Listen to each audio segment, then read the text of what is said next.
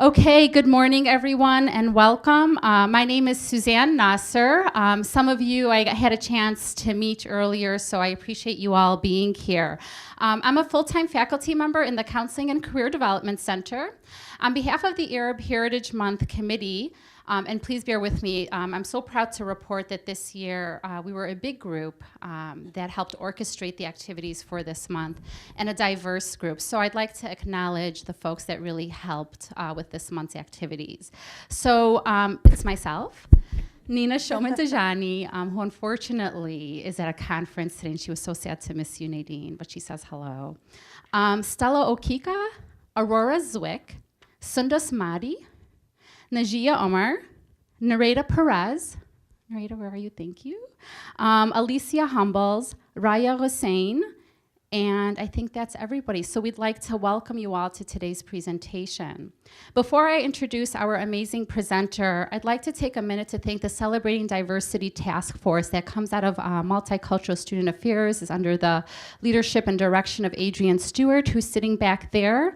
So I'd really like to thank the Celebrating Diversity Task Force and Moraine Valley Community College for giving us the opportunity year after year to celebrate Arab Heritage Month. So just to give you a little backdrop, Arab Heritage Month has been celebrated right here in Chicago since 1991.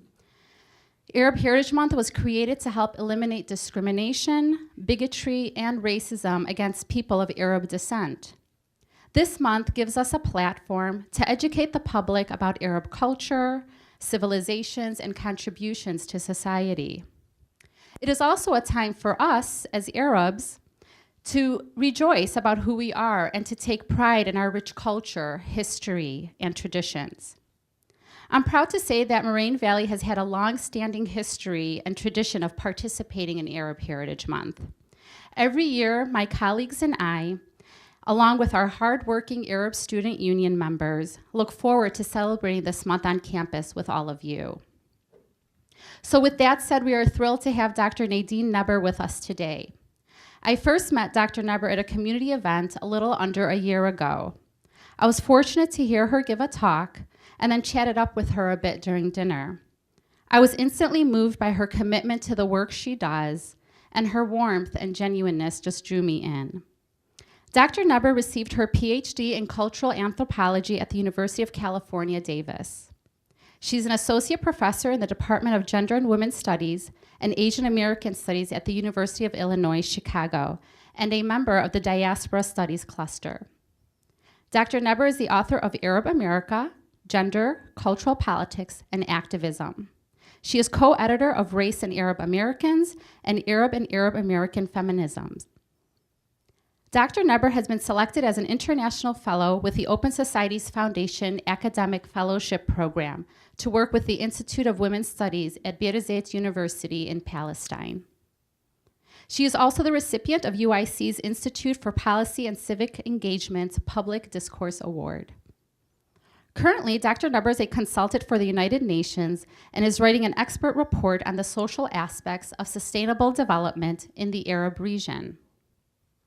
So, without any further ado, I'd like to turn it over to Dr. Nadine Naber, who is here to talk with us today about a timely topic, women and war in the Middle East, with a focus on Palestine and Egypt. Thank you so much. I'm really honored to be here with all of you, and I thank all of you here at Moraine Valley College for inviting me and having me here. It's also just really commendable that your university, your college has an Arab Heritage Month. Arab Americans are one of the most invisible and misrepresented and underrepresented, or not represented at all, that's why we say invisible, racial and ethnic communities in the United States, and it's really rare that a university or college or even a high school and any institution that deals with issues of diversity and multiculturalism even recognizes Arab culture and Arab heritage. So I give you a big round of applause to your own institution for its fabulous work and all the people behind that effort. So I work with Arab immigrant communities, and I also work, and I especially work on gender issues with Arab immigrant women. and I write books about these topics, and I also work with women in different Arab countries who are living in a situation of war. So basically my areas of expertise are gender, immigration, and war. And so when those three areas come together, and actually I'll just say that anyone who's a researcher and is writing usually has some beef. Usually have some beef with something and you want to change it or you want to make an intervention. So I'll just put that up front, and I'm going to try to make this relevant to you as maybe people who are interested in research and help you think about what researchers do. So one thing, for example, as far as like what intervention I'm involved in making with a lot of other researchers working in my area is we're trying to talk to people who study war. And we're trying to say that all of that work is really important and we need to challenge the violence of war. But we also need to think about the gender aspects of war. So that the challenge of the intervention is that war impacts men and women differently. But usually the way war is talked about is usually in terms of how it impacts men only. So when you say like, people died and this happened, it's usually about the men, even though it doesn't say men. And it kind of ignores the gendered aspects or the way that women are experiencing wars. So people coming from the Arab region working on a lot of the wars that are at play now who are working with women are trying to make that intervention of the people who are studying a war. So I'm going to walk you through that to show you what that looks like. And the point of that isn't to say that on the one hand we need to study war, and then it's like a side topic to say, oh, and then here's the women. What we're trying to say is that gender is part of how war works. Wars always work according to ideas and stereotypes or attacks on women and men that operate differently. Can any of you think of an example of how war might affect women or men differently? And you can even think of the United States, like people going to serve in the army or something you know about any war you've studied. Can you think of any example? During World War II, the Soviet Union drafted millions of women, and we often don't hear about that. Yeah, the drafting of women. And when women get drafted, they have different types of experiences in war. So that's a good example. What else? Just anything on how war could impact women differently than men. Yes? There was the controversy on, I believe, the cover of Times Magazine of the female soldiers wanting to breastfeed their children. Okay, excellent. Yeah, how do you be a mother when you're in a war? Okay, great. Okay, so we'll get into that more. So then there's another kind of beef or intervention that I work on and trying to, push forward in the research world and the world of advocacy. And that is to the women's movement and people who care about women's rights. So often the women, especially in the United States, the dominant women's movement, the one that gets most attention, doesn't usually take up issues of war. And they also often think about war as something separate and not a woman's movement concern. And what we're trying to say is, look, a lot of people who come from countries that are facing war and are women, war is like their main concern. And so if you want to deal with women from the Arab region, you really need to think about the issue of war as a woman's issue. So I'll tell you more about. So it's basically like war as a feminist issue. That's an intervention. So we'll talk about what that looks like. Now a third intervention, so these are all kind of takeaway points for you. That war is gendered. What did I just say? War is a feminist issue. And the third would be that it seems like you're interested or your college is talking about anti-Arab racism as something we should all think about. So also people who fight against Islamophobia and anti-Arab racism, like the idea that all Arabs are terrorists or potential terrorists, or we should be suspicious of them, or that Arabs have a backwards culture and their religion of Islam is uncivilized and promotes violence. These are all racial stereotypes. So the other intervention is that those stereotypes actually also rely on gender. So that intervention is basically to say when we think about anti-Arab racism, we also need to think about the gender aspect of it. So what would be a gender aspect of anti-Arab racism? Who are we talking about? Who is the media talking about when it portrays Arabs as terrorists or potential terrorists? Who are those characters who appear as the terrorists in film? They're men. So what do Arab women appear as when it's like a negative image in the media? Oppressed. So the gender aspect of the racism is this idea that all Arab women are super oppressed and they're silent victims of this backwards culture, and their men are misogynist and abuse them, and they walk 10 feet behind their men, and they have no rights, and they can't drive, and. So that's the gender aspect of the racism. So that would be the third intervention, that when we think about racism, we also need to think about how it impacts women and men differently. So if you're an Arab man and you're walking into a racist situation, someone might be like, oh, watch that guy, he might have a bomb under his coat. But if a woman walks in, people might think a racial assumption might be different. It's like, oh, that poor thing, so horrible that she comes from this culture that oppresses women so badly. So that's like the gender aspect of racism. So that would be the three interventions of how we need to bring gender into these other things and not just say that gender or women's issues are these separate things. Like, oh, I'm going to take a women's studies class to learn about women, and then I'm going to take a racism class to learn about racism. What we're trying to say is that gender stuff should be in the racism class. So now what I'm going to do is start with just saying a few things from the research about how wars generally affect women. And then I'll go into some of the examples from Palestine and Egypt. So this is going to be really quick because this isn't even the main focus. So one is that the rhetoric of war uses women's bodies. So it uses assumptions about women's oppression to justify war. So I'm just going to walk through this. Some of you might be familiar with it. So when the United States went to war in Afghanistan,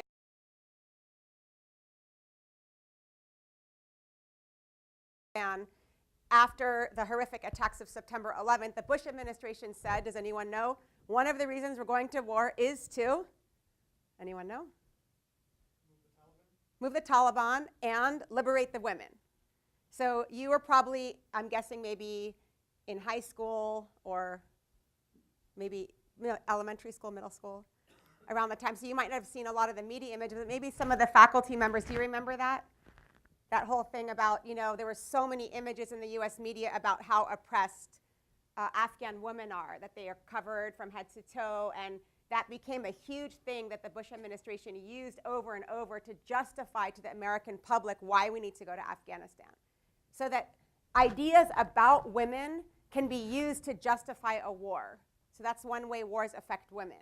Because what that does is it reinforces the idea, that racial idea, that, oh, those women have it so bad, we need to save them. So it basically creates this hierarchy between Americans and Muslims, that like they have this backwards culture, we have a civilized culture, and we need to go there and save them and rescue them from all of that, and that's why we're going to go bomb them. So number two, how else does war affect women?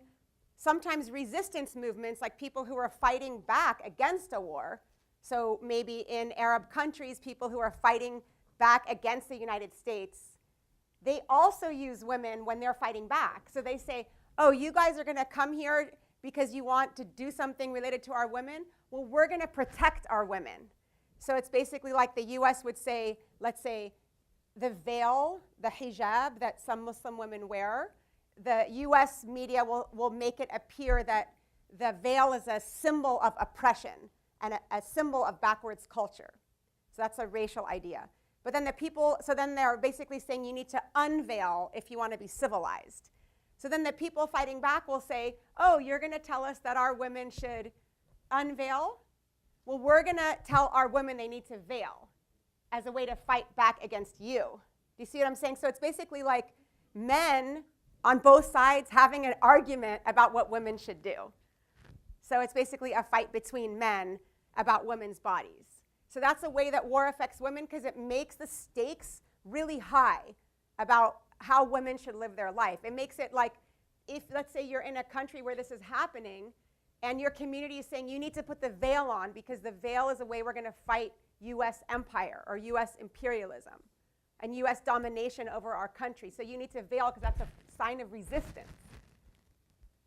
So then if you decided you didn't want to wear the veil, then you could be seen as a traitor to your people, or that you're betraying your community's cause. But the problem with that is the veil no longer becomes about, religiosity, about a woman's relation to God, about her own choice of whether or not she should veil. The veil then becomes this thing that men are having a debate about and you get kind of sucked into. So that's another way that war affects women, that decisions about women's lives become these larger political issues. Okay, so another piece that I'm going to talk about today a little more is that war is often, so war itself is patriarchal. That means that wars are born out of these ideas about masculinity. They're kind of shaped by these ideas that, the male hero. It doesn't mean that all men believe that wars are good or that all men are violent. It just means that one of the ideas behind war is this idea of the male hero saving his country or, being the savior of, again, your nation. And so what goes along with that often, and sadly, is violence against women. So the war culture is a violent culture, and because it's also a patriarchal culture, it entails violence against women. Every single war entails violence against women. There's no question about it. Wars increase the rates of domestic violence. So when the US is in a wartime, the rates of domestic violence are higher, especially for the families of soldiers. So when people come back from war, domestic violence increases. In war, there's a great deal of rape and sexual harassment. There's a movie out recently called The Invisible War, and it's about the violence against women in the US military currently. And a lot of people didn't want that movie to air because they said it makes people might be critical of US war if they see that movie. But a lot of feminists were saying, we need to show that movie to show what's really going on in the military, because it's a culture of violence that often plays out on women's bodies. But you can't really talk about it, because if you talk about it, again, you could be seen as a traitor or that you're not patriotic because you want to criticize what's going on in the army. So anyway, so when countries go to war, they often, and this happened with the US war in Iraq, it happens when the Israelis are on Palestinian land, they often target the people that they're targeting. They often target women's bodies in the war. So you have and one of the ideas behind it is that women's bodies in nation states, so in the idea of what a state is supposed to be, there's often this idea that a woman's body symbolizes the land. So can you give me an example of any symbol in the United States that's a symbol of America, but is also a symbol of a woman's body? The Statue of Liberty. So that's a perfect example of the idea of a woman's body symbolizing the nation. So what that means is, what would you want to do if you want to target that nation and destroy it, or send a message that you have won or that you have dominated another country? If a woman's body represents the country, target the woman's body. And so that's partly why the logic of war is a war that relies on sexual violence as a tool of war. So sexual violence is a tool of war, and because women's bodies are often a symbol of the land. So that's what I'm going to focus on, and it's a little bit of a depressing topic. So if this topic is something that you don't feel like talking about or hearing about today, or it triggers something emotional, I'm okay with you not staying for the lecture, because I am going to give a couple examples of that. So women's bodies get targeted in war. And then there are a few other things that happen in war in general, and this is all from the research on women and war, is that when men are absent, because men, in a war situation, a lot of times men are on the front lines more than women. So that means that the burdens on women increase. So you're not just, let's say, responsible as a mother for your kids, but then you might also have to be doing the job that your spouse might have been doing when he was home. So the labor that women do often intensifies and increases during times of war. Poverty, of course, is a consequence of war, and poverty has specific impacts on women, especially since women are responsible for children. Poverty impacts mothers in a particular way because you can't feed your kids and all the burdens that come along with that. let's see. So I'm not gonna talk anymore about the general, but those are just some examples of why some feminist scholars and gender studies scholars are saying that war needs to be thought of in terms of gender. So now I'm gonna go to Palestine. How many of you know anything about Palestine and Israel and the conflict? Raise your hands really high. Okay, so my talk is 30 minutes, so I will probably have 2 minutes to give you just a little context. And of course, there's no way to do justice to the complexity of the situation. But this map just kind of helps with what I'm going to talk about. And you're more than welcome in the question answer to challenge what I said, have a different opinion, or ask more questions. But I'm really just trying to get to the gender aspect for now. So this map, all I'm using this map for right now is to give you a sense of what the war situation is about there. What it's about is land. It's about the fact that the United States supports Israel, and the Israeli state has taken land away from Palestinian people. That's like the simplest way I could put it right now without going into a lot about it, but you're more than welcome to ask about it later. So this is just what I'm talking about. You could see 1947, the green is Palestinian land, and the white is Jewish settlements. These are Jews who immigrated from Europe at the time, and they built these settlements. And then over time, in 1948, the state of Israel was created on Palestinian land. And so over time, Palestinians have lost more and more land. But the way the US media portrays it is that the Palestinians are terrorists and they're violently attacking Israelis. And the Israelis are acting in self-defense when they bomb Palestinians and they engage in massacres like the massacre in Gaza last summer. They portray it as if it's self-defense. But what they leave out are the historical conditions that produced Palestinian violence. So they leave out that Palestinians have been involved in a resistance movement fighting to stop this process in which their land is being taken away more and more each day. So it's a violent conflict, but it's not a war with two equal sides. There's one group that's supported by the United States, which is the Israeli state, and they have a great deal of resources, and they're occupying another people's land, and those are the occupied people, the Palestinians. So it's a relationship of power. There's the occupier, Israel, and the occupied, which is the Palestinians. So it's unequal. So that's why it's not a war or a conflict. It's actually a situation of occupation. Some people use the word colonization, which needs a discussion if we're going to talk about it in that way for now. So I'm just going to show you the map to give you a sense of that unequal power dynamic here and what Palestinians are fighting over. So this is the present, the last map right here, where you see that their land is just dwindling and dwindling each day, but Palestinians haven't given up, and they are continuing to fight back to try to keep their land, and also they're fighting for their own state, which hasn't yet happened, but has been promised and promised and promised over and over. So how do women have to deal, how does this affect women?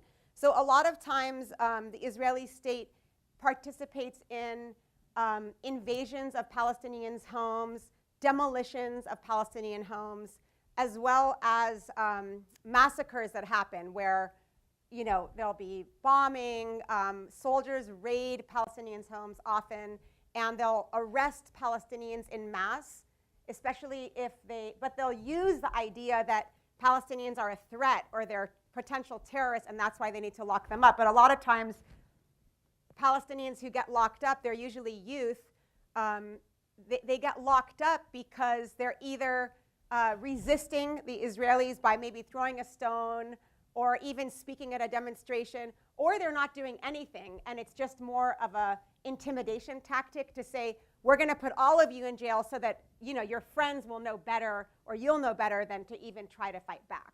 So it's more of like an intimidation repression sort of tactic. And so so all the time this has been happening, you know, since 1948. And when it happens, women's bodies often get used in the process. So one of the things, so two things about the Palestinian situation that I'll talk about. One, remember we talked earlier in class about the racial stereotypes about Arab culture? I know I'm saying so many things, but it's important to point out that, I'll just say it clearly now, one of the main stereotypes you have in the United States about Arab culture is what? You could say them. What do you see in the media over and over? Like, what's the way Arabs or Muslims are portrayed? So one, we said potential terrorists. And what's the other one we already said? Oppressed women, right? You rarely will ever see an image of like a regular Arab woman on TV, someone who is powerful or speaks up or is just going to school and going to work. You know, it's usually like some other situation. But anyway, the point of that is that central to stereotypes of Arab culture that come from the West, that Israel and the US both hold, is that Arab families are really traditional and conservative in a negative way, that they kind of like control their kids, they control their daughters, they control their wives. So this idea of family is a stereotype that kind of negatively, positions Arab families. So what it assumes, there's this idea of like honor and shame that come up over and over in the history of European and US portrayal of Arab culture. This idea that, if you do something against your family, that would be like the biggest shame to your family name. And Arabs are really strong about that, so you don't want to mess up your family name. But it's portrayed in a negative way, in a negative light, that's an example of how backwards and uncivilized Arabs are, that their families are like that, and they're so controlling over each other. So what the Israelis do, and the US also does in Iraq, is they use these gender stereotypes in the process of dominating Arab people.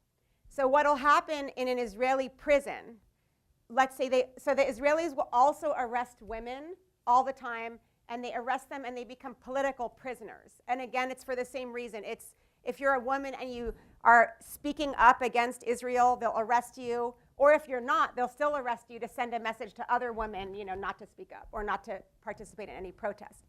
So they'll arrest women, and when they do it in a way that uses these stereotypes. So what they'll do is let's say, and I'm not going to go into details of the torture or the assaults, but they'll put someone under interrogation.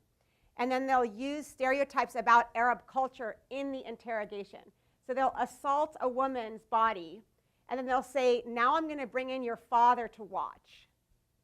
And the assumption there is that we're going to do this because that's the most horrific thing you could do to an Arab. And that itself is a racist idea, that it's exceptionally horrific for an Arab to watch their daughter be sexually assaulted, as if that wouldn't be horrific for anyone on planet Earth. And the same thing happened in Iraq. If you might have heard of the Abu Ghraib torture case, where the United States soldiers put Iraqi men, they undressed them, and they put them in same-sex positions. They piled their bodies on top of each other. And they took all these photos of them, and the photos made it to the US. But they were putting the Iraqi men in same-sex positions. And what they said was, we did this to humiliate them. Because for Arabs and Muslims are so homophobic that the worst thing you could ever do to an Arab man is to put him in a same-sex position. So first, there's the stereotype that Arabs are the most homophobic people on planet Earth, which is part of the idea that Arabs are so backwards when it comes to gender. And two, there's the idea that that wouldn't be horrific for anyone else in the world. So in a way, what it does is when you say something like that, what it does is it takes away the focus on the torture itself, and it puts the focus on Arab culture. So instead of saying, oh my gosh, they're putting prisoners in same-sex positions and torturing them, then you end up saying, oh, that would be so horrible if you were Arab. Do you see what I'm saying? So it shifts the focus away from what the state is doing, the US state, to a focus on the backwardsness of the people. So that's what this kind of like gender thing does. So let me talk about Palestine a little bit. So, so one thing that happens is when an Israeli raids a Palestinian home, men are usually not home because it's during the day and the men might be at work. So women are there by themselves. So that kind of increases the possibility for Palestinian women bodies to be assaulted. Another thing that happens is that the new issue, so these issues of like assault that happen between Israeli soldiers and Palestinian women have been going on since 1948.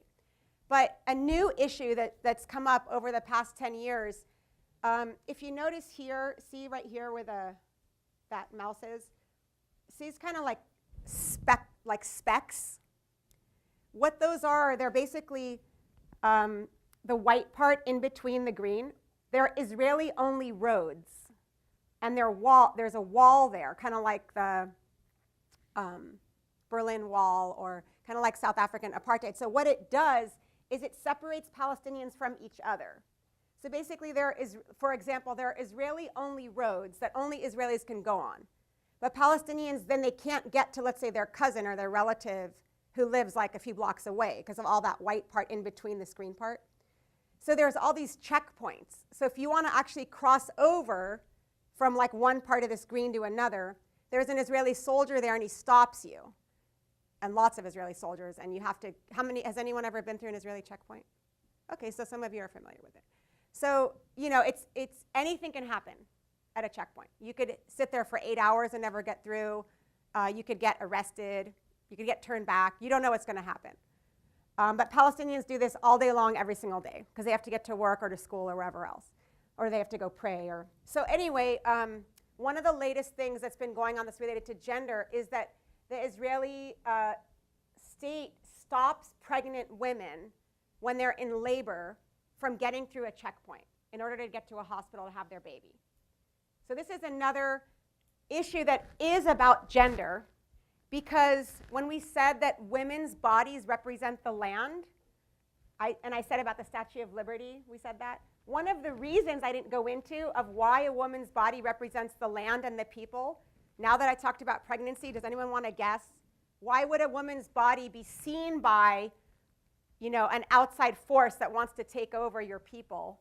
Why would they see a woman's body as something to target? Reproduction. Because she's going to have the babies. She's going to produce the future Palestinians. And in any war, that's the case, that women's bodies get targeted because you see the woman as the bearer of the future soldiers. So you either need to protect her or you need to destroy her. So in this case of the pregnancy, the analysis that people are giving this situation, because it's systematic, it's not random, it's not just a pregnant woman happened to be trying to get through. It's that it's been documented by Amnesty International, you could do research on it, that it's a systematic practice that women who are pregnant are having a hard time getting through checkpoints. And I think 62 cases in 2012 with babies dying or not, the mom not getting the health care she needs. And even after they make it through the checkpoint, they might not get the health care they need, because then there's all these issues with permits and getting to the hospital and not getting to the hospital late. So that's a big issue that is a perfect example of, we talked about sexual assault, you know, targeting women's bodies, and the example of the pregnancy is a really big one right now that a lot of people are trying to work on. Now I'm going to talk about the issue of political prisoners, and maybe I won't even go into the Egypt thing, so I think that might be enough. So as far as the political prisoners, this is something not talked about very much, that Palestinian women are sexually assaulted in Israeli jails. And part of it is that people don't want to reveal that that happened to someone in your family. And people are worried that that could affect your chances of getting married after you get out of jail, or that you could have a bad reputation. So that's actually the point of the sexual assault. The point of the sexual assault is to say that parents will then tell their daughters, I don't want you to be involved in politics. I don't want you to challenge the Israelis, because you could go to prison and get sexually assaulted and your whole future will be ruined. So what it does is the purpose of it, one of the purposes, is to crush the possibilities for Palestinian women's political participation. So, you know, it basically creates fear. And the fear is gendered, that you don't want to do that because you could get raped. So basically, several women scholars have been interviewing Palestinian women who have served in Israeli jails, and there's a lot of research now that documents what happens. I'm not going to go into any details except to say that, again, there's this issue of bringing the woman's father in to actually enact the assault sometimes even, or a family member, or just another male prisoner. So that, again, relying on these stereotypes about Arab culture and Arab family. And then what happens to women is that they're kind of caught between the Israelis and their own community. Because the Israelis, of course, I already mentioned what's happening to them, but then their own community, just like it would happen in the United States, what happens a lot of times, if any of you have studied sexual assault in the United States, when a woman reports that she's been raped, do people believe her? There's a serious problem in the United States with rape, and it's on college campuses especially. And one of the biggest problems with it is women don't come forward, and 2, no one believes them. 3, they get called sluts and prostitutes. So they get blamed. She was wearing shorts. She said, she was drunk. She was walking down the wrong street. So the blame gets put on the woman. So it's similar here that the same thing happens. It's a patriarchal society just like the United States where a woman gets sexually assaulted, she gets out of jail, and they say it's your fault. You brought it on, you were involved in the protest, you shouldn't have done that in the first place. So she gets caught between her, and then again, her reputation gets ruined, blah, blah, blah. So she gets caught between her own community and the Israelis.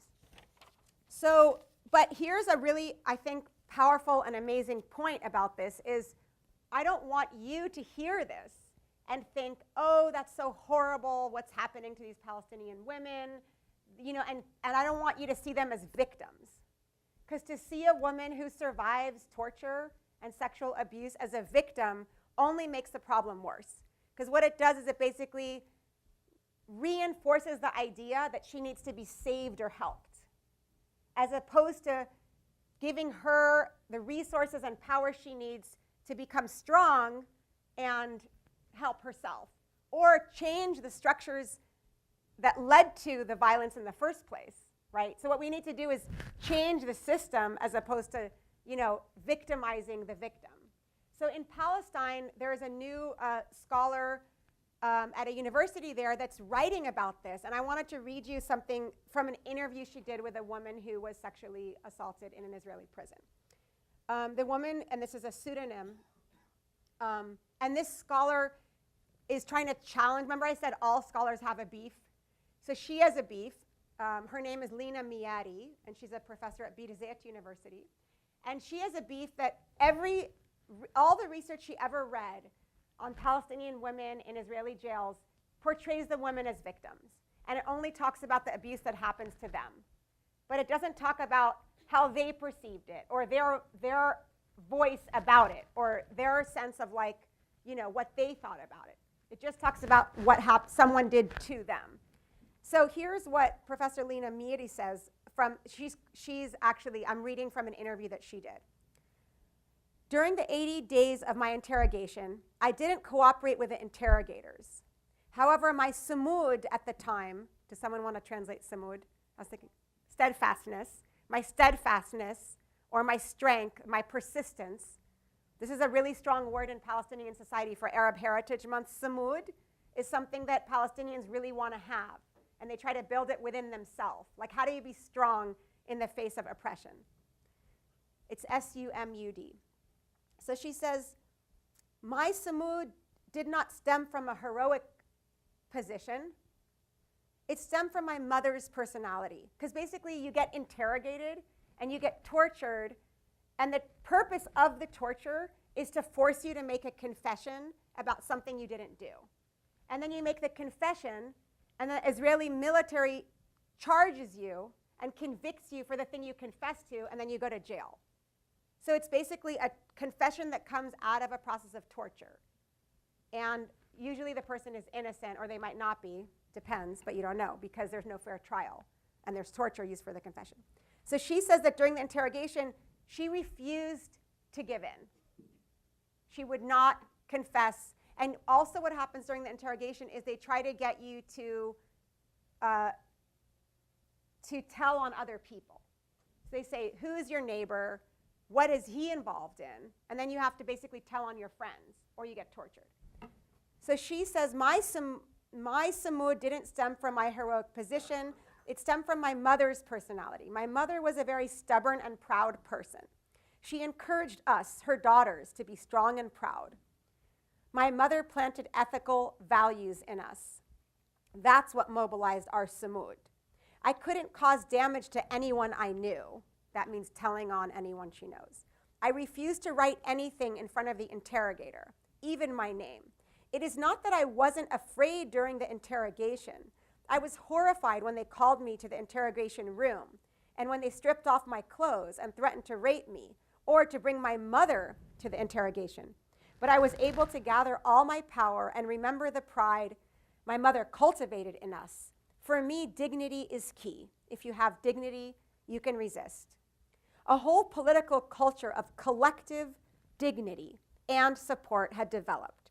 Samud took root within this culture.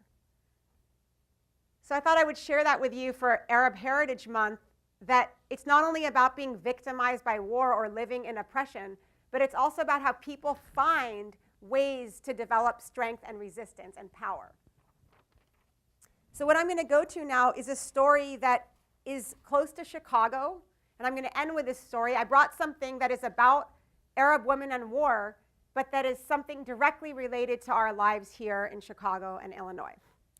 So there is this woman. How many of you have heard of Rasmia Odeh? Raise your hands.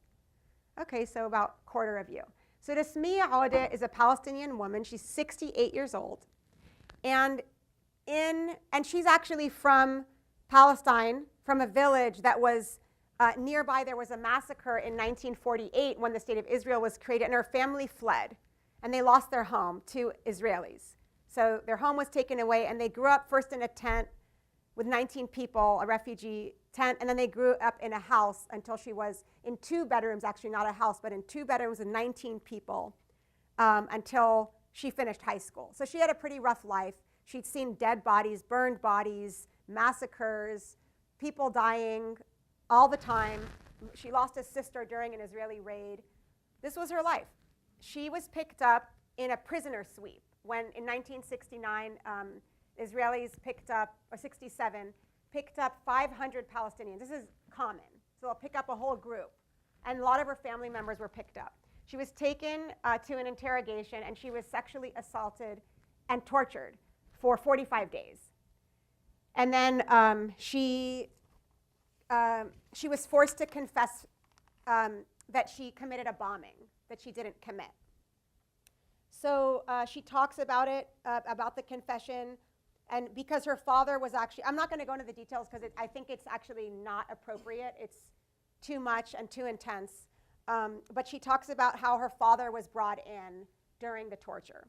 And she was also afraid of what they were going to do to her father, and that was when she confessed. So she says, fearing that my father might lose his life from one moment to the next because of the torture he was enduring, Odeh readied herself to make the confession that they wanted, so they would leave her father alone.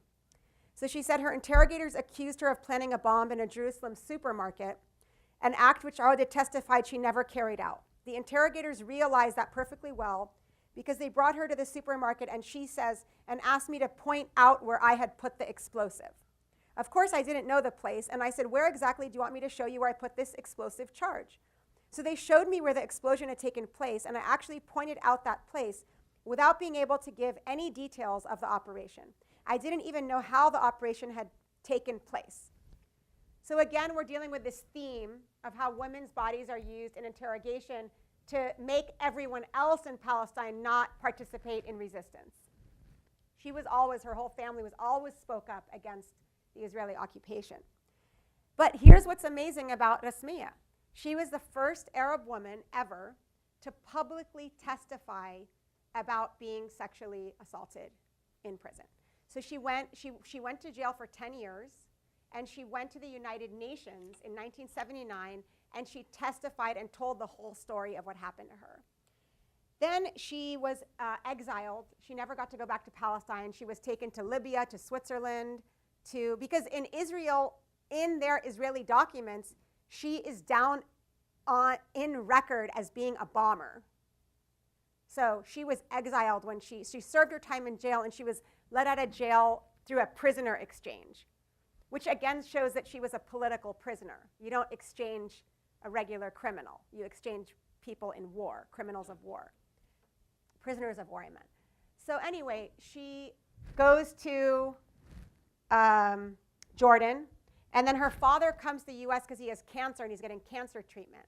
And then her family asks her, because she never had the chance to get married, because her fiance was also imprisoned with her, and they never got to be together.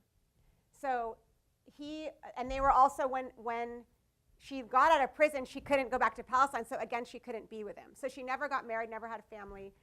She ended up being the only woman in her family who was single and unmarried, so the family expected her to take care of the dad when he was sick with cancer.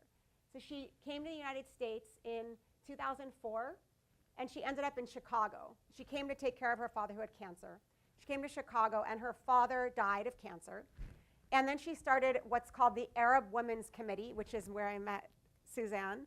And the Arab Women's Committee is the only place like this in the United States. It's basically a committee that serves the needs of immigrant and refugee women. So if you come here from Iraq and you've just come out of a refugee camp, if you're coming from the crisis in Syria, you come to the US, you don't know English, you've been traumatized by, you probably have post-traumatic stress syndrome from living through a war, you're living in poverty, you are wearing the hijab, and people are looking at you like, you're a foreigner, and then you can't speak English back.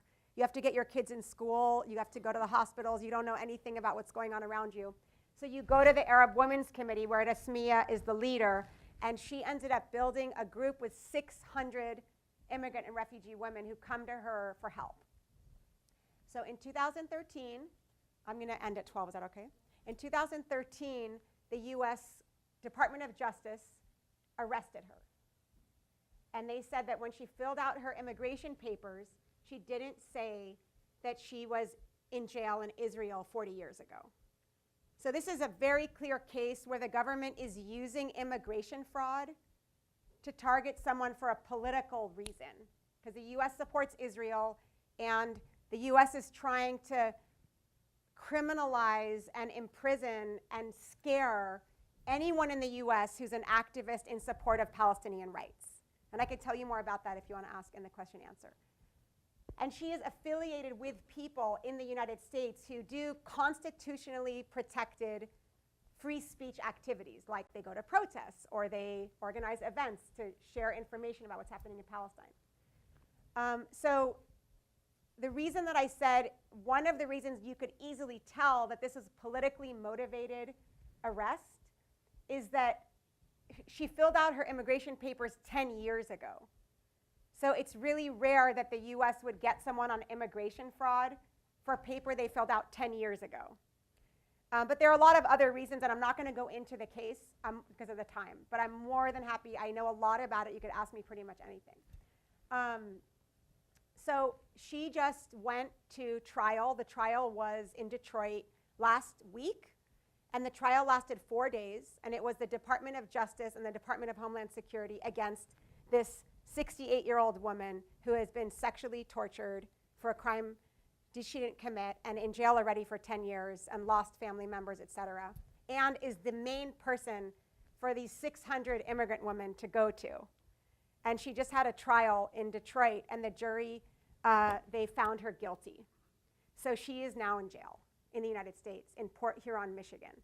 And usually they take people, she was out on bail, and they usually don't take you to jail until you're sentencing. So the trial was ended on November 10th, and the sentencing's in March. And I was there, and everyone there, we all didn't know what was going to happen. We thought maybe she will get convicted, but no one would have ever expected that they would put her in handcuffs at that moment and take her away. And they only do that if you're like a serial killer. They revoked her bail. And they did it on the grounds that they said that 40 years ago she was in jail in Israel and she tried to escape. And they also said that she has nobody here in this country, so that she's a flight risk. And in fact, there were 100 people in the courtroom every day from Chicago, from her community, to support her. So it was really difficult on everybody. But the reason I'm telling you this story is because she's the strongest woman I know. She's given me a lot of strength. because she always reminded people that the most important thing is to fight for what's right and to fight for justice, you know, and not put your head down and just accept when you see something happening that's unjust. So what she did is she gave everyone else strength, and she told everyone before she went to jail, don't be sad. We have to keep fighting for justice. And I think the reason I'm sharing this with you is because I wanted to make the lecture relate to your lives as people in the United States. I didn't want to make it like, here are these Arab women who live in the Middle East, and it's some far issue away from you. But I'm sharing this story to give you tools to help you challenge the existing stereotypes about Arab women. That here's a woman who was sexually tortured. She went and testified in front of the United Nations when no one in any country, anyone from the Arab world has ever done that before.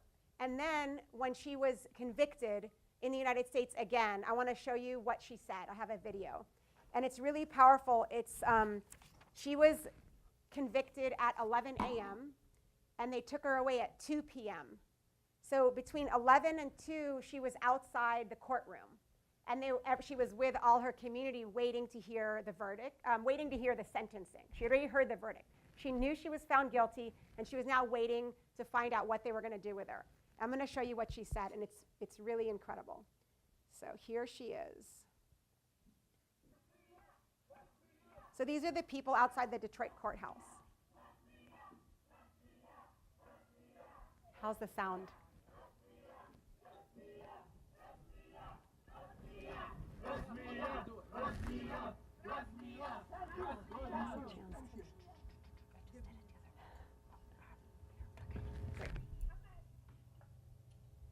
So there she is.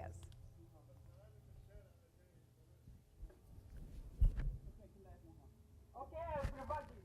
Thank you for supporting me. شكرا لكم على الدعم إلي. ما تهتموا. We can find justice in some place. Maybe not in this world. Maybe in other place. There's the justice in this world. We will find it. Don't worry. We will find it. We will find the justice.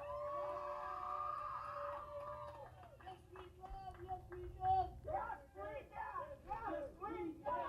Yes, we can. Yes, we can. Yes, we can. Yes, we can.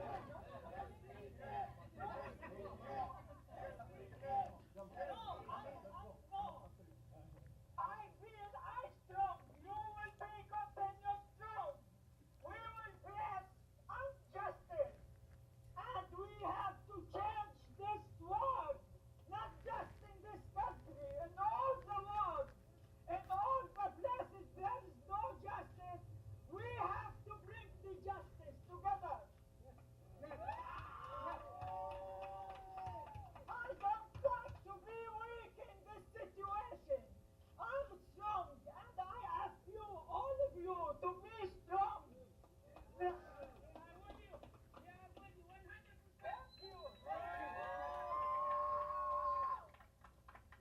I think in spite of everything, we are the strongest people, not the government who is the injustice. We are strong. We are stronger. Don't mind about that. Maybe the government will ask to lock me in the prison. I don't mind that I'm stronger with my right and your right. We will be strong. We will be strong. Don't mind about that. And continue to support me, to support Palestine, to support the justice, to support the fairness. We will continue. Go back at 2 o'clock. They have to let me in. I don't mind. I don't want you to feel weak. We are strong. We will be stronger. Okay, I think you get the point.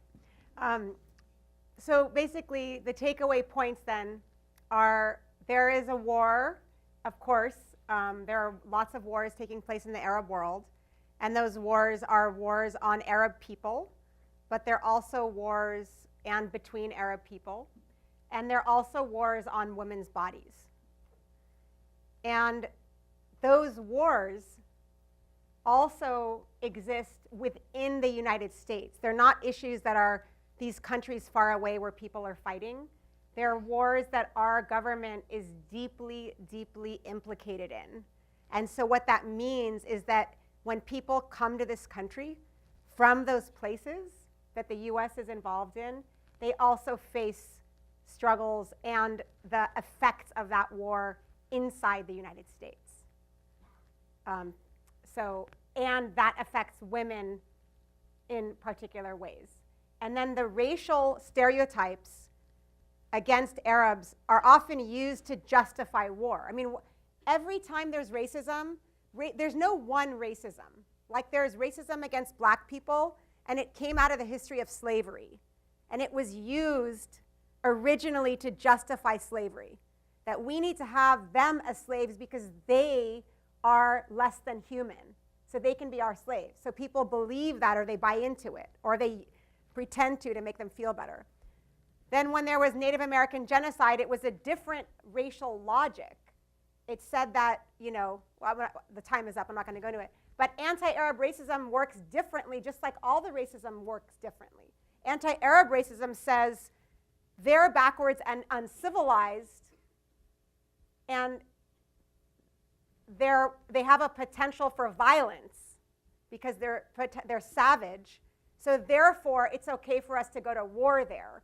So where anti-black racism justifies slavery and today poverty and criminalization of black people, anti-Arab racism is justified through the logic of war. So when you see racism here against Arabs, it's not just about here. It's actually about the wars that are going on because it's directly related to the wars.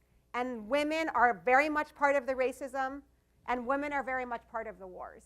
So we need to connect all those things. Sorry that wasn't so uplifting, but I hope seeing Rasmia's speech reminds you, because she's asking us to be strong and not be sad and not feel victimized, that we have to stay strong. And she's saying that to all the people who love her. So I'll pass that to you, the strength that she gave me. So thank you so much.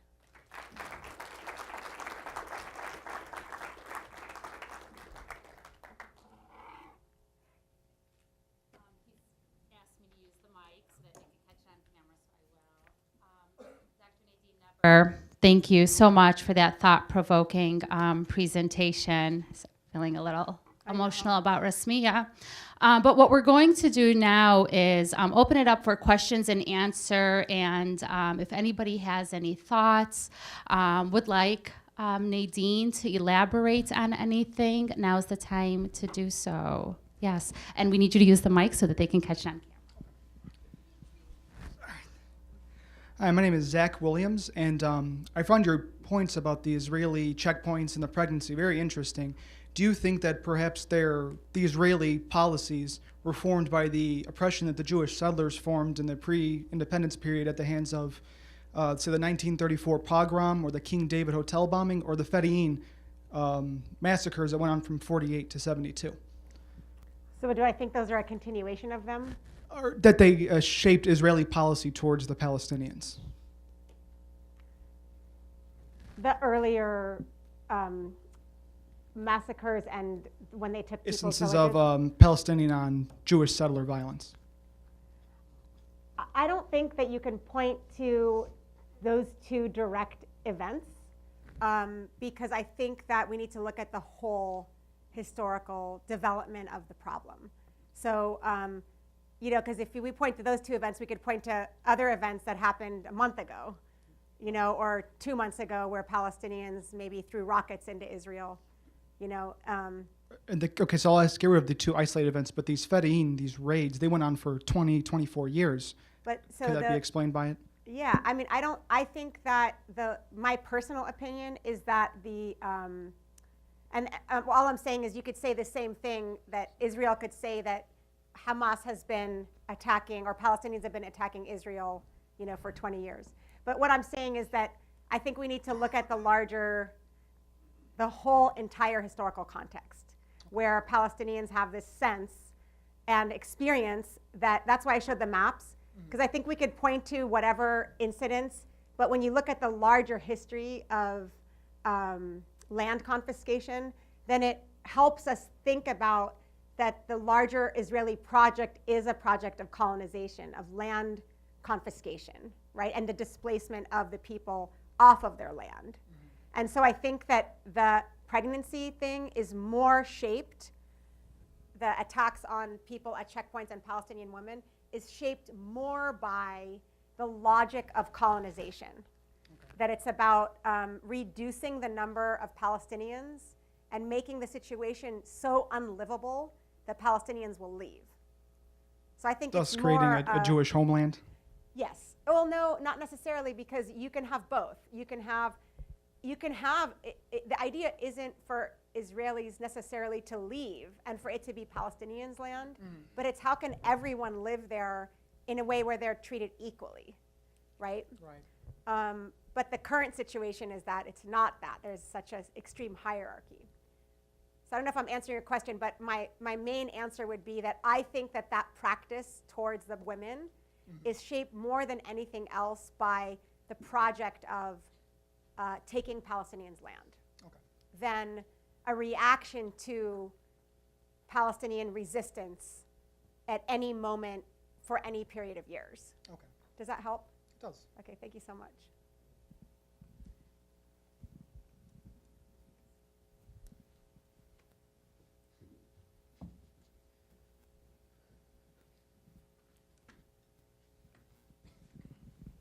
So I know today you were supposed to talk about Egypt a little Oh, bit, and yeah. I guess there wasn't enough time. Yeah. But could you give us an example of Sure. it in Egypt where war affects women? That's a great question. Thanks for asking it. So what I was going to talk about Egypt is that there was a revolution in 2011. How many of you know about the Egyptian Revolution or the Arab Spring revolutions? Raise your hand. Okay, so in 2011, Egyptian people basically went to the street and took down their dictator. And they took down a dictator who had been in power for 30 years. And one of the things that happened following the revolution, his name was President Hosni Mubarak, is that there was a really extreme period of state violence. So the people who took over, it was a transition period, and they were called the SCAF. They're a security force. They were kind of the transitional government. And when they were in power, they enacted a lot of extreme violence against their own people. So I was going to talk about, it's not necessarily a war, but it's a context of state violence against their own population. So what happened was, and I'll say it in 1 minute, all of a sudden in the United States, because I was trying to relate everything to what you see in the news, there was like this sensationalized stories about sexual harassment in Egypt. So if you Googled sexual harassment in Egypt, you would get like 1 million, whatever you call it, hits.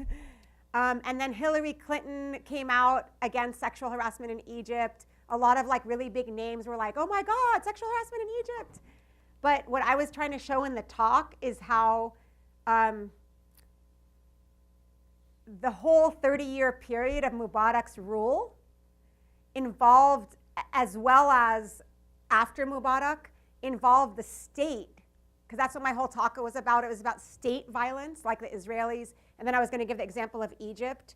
I was trying to challenge the way we think about violence against women, because violence against women is usually thought, when we say violence against women, what do you think of? Rape. So rape is an example of individual act of violence, like one person enacting violence on another. And then domestic violence, right? Again, that's one person enacting violence on another. But what I was trying to do in the talk is say, I was trying to encourage us to change the way we define violence against women and to define and to broaden it to include state violence. Because people get really worked up when you hear sexual harassment in the streets or rape. They say, oh my God, that's so horrible, because you don't have to be responsible for it. It's someone else did it. So you can say, it's so crazy what they are doing, whether it's some sexual assault story you hear on the news or what an Egyptian man did to an Egyptian woman. But it's much more difficult to take a stance against state violence because a lot of us are implicated in the state. So then it's much harder to change it and stop it when a government's doing it, right? Than when it's someone where you feel like, oh, rape, let's put in a rape law. The problem is the rape laws aren't implemented. They impact different communities differently. Like if you're a person of color versus not, you're going to experience rape laws differently. So anyway, my point about Egypt is that the Egyptian government and the transitional government themselves enacted sexual violence against protesters. They forced women to take these virginity tests, women who went to the protests. And of course, those entailed these acts of sexual assault. That's just one example. And then but here's the catch, is the United States supported Mubarak for 30 years, the dictator. He was supported by the US. He wouldn't have had the power he had if it wasn't for the United States. So it also and so one of the things that the US does with Egypt is this thing called extraordinary rendition. Does anyone know what that is? What is it? Do you want to try to say it? It's when I'm not too sure if this is like the complete definition, but it's when you're allowed to simply pluck someone out of a foreign country and interrogate them on US soil. Or you could take them somewhere else to be tortured. So you basically, it's an agreement the US has with certain countries where there are less stringent torture laws. So the US wants to torture someone, but they can't do it in the US. So they'll take them to Egypt, where there are less stringent torture laws, or Syria or Jordan. And the CIA has these prisons, and they'll torture them there. So the US was doing this with Egypt in Egyptian jails, where the CIA was practicing the torture, and the torture involved rape, always, and sexual assault. And so what I was going to talk about in my talk is that if your own government is enacting rape and sexual assault, then what does that do for women on the streets if they're trying to get accountability? Like, let's say then you get raped or sexually assaulted. Are you going to go to your government to say, please do something to support me? I was just sexually assaulted, when your government itself is participating in sexual assault. Does that make sense? So I was trying to show, like, how do we then address the issues of rape when the state is enacting rape itself? So that's part of the struggle that women's movements are dealing with, that we need to broaden how we define sexual assault, because we're never going to end it if we don't also look at the role. Like, let's say in the United States, there's a huge problem of police brutality. And the police use sexual assault when they all the time in poor communities and communities of color. It's a fact. I mean, you could Google it, and there's tons of research evidence that the United States police use sexual assault when they target people. So when we hear about police brutality, we don't hear about the sexual part of it. So what if you were a woman of color living in a poor neighborhood or an immigrant community, and you had no resources, and your husband raped you and continually abused you? You might not call the police, because you might be afraid of what the police would do when they show up at your house. So that was what I was doing with the Egyptian example, is that we need to address both at the same time, the individual acts on the street and the way that sometimes we also have to think about how we can hold governments accountable for reinforcing and being complicit in sexual assault. So that was the Egyptian stuff. It was all about the critique of the way the United States portrayed sexual harassment in Egypt. I see a couple other hands go up, but I do want to be mindful of time and respectful that some of you may or may not have a next class to go to, and the two instructors here may or may not have to go teach another class. So for those of you, Nadine, I don't know about your time, but if there's two more hands, if there's anybody that needs to quietly leave, thank you so much for being here. But I do see there were a couple of other hands up. They could also just say the questions together, and then I could try to address them together. Okay, that would be great. Let's pass them on.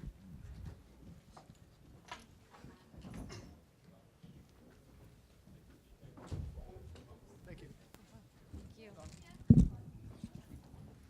Hi, I'm Dylan. Hi, Dylan. Excellent talk. It's very informative. But I was wondering, always confused me, if the Palestinians had wanted, I guess, equality, why did they reject the partition plan of 1947, and why did they try to strangle the Israeli nation in the crib by declaring war the day after they declared independence? So I encourage you, I can give you readings. There are many different narratives about that event, and many different ways that history went down. And so I think that we just need to read the multiple perspectives. And one suggestion is there is a group of scholars who are Israeli from Israeli universities, and they're called revisionist historians. And if you wanted to look them up, and I could suggest some of their names, they are like re-looking at that history and looking at the complexities that happened. But I would say personally that even if they did reject it, let's say they rejected it because they thought that, let's say they rejected it, I'm being like hypothetical. Let's say they rejected it for a reason that didn't make sense, like kind of like what you're alluding to, right? It still doesn't mean that everything that's happened since then is justified. Does that make sense? I know, I'm just saying that, because I think the way you framed it was that if they want everyone to live equally, then why would they have rejected it back then? You see what I'm saying? So I think we need to both look at what actually happened back then by looking at the multiple narratives, and then also, you know, no matter what happened or happens, the way the situation has continued is clearly that, you know, has been entailed so much violence and land confiscation that, and since then, Palestinians have over and over accepted, let's say the 67 borders, again accepted Oslo, but all the promises made and all of those peace negotiations didn't end up being granted. And so we should also then question all of those agreements, right? Not just what happened in 48, but then say, then why did this happen? And then why did this happen? But thanks for your question. It's a good one. And it is confusing. And I think that it's important to ask that question because it is a difficult one. Thanks. Was there somebody else that had a question? I thought we had another hand. Thank you to all of you that stuck around. Thank you.